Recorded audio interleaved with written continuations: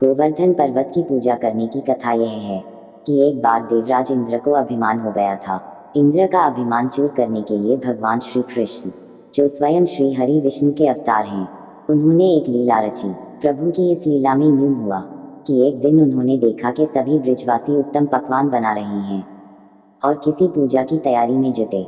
श्री कृष्ण ने बड़े भोलेपन से मैया यशोदा से प्रश्न किया, मैया, ये आप लोग किनकी पूजा की तैयारी कर रहे हैं? कृष्ण की बातें सुनकर मैया बोली, लला, हम देवराज इंद्र की पूजा के लिए अन्नकूट की तैयारी कर रहे हैं। मैया के ऐसा कहने पर श्री कृष्ण बोले, मैया, हम इंद्र की पूजा क्यों करते हैं?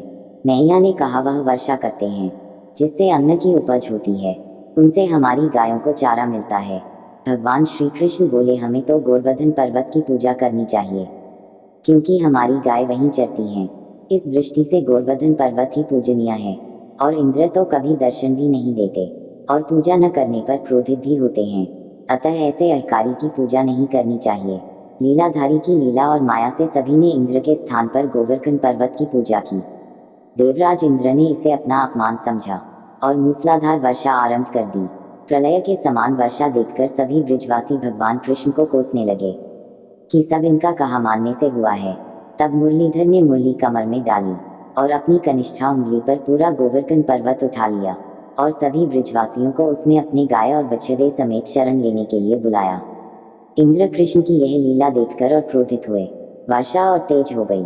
तब श्री कृष्ण ने सुदर्शन चक्र से कहा कि आप पर्वत के ऊपर रहकर वर्षा की गति को नियंत्रित करें, और शेषनाग से कहा, आप मेढ़ बनाकर पानी को पर्वत की ओर आने से रोकें।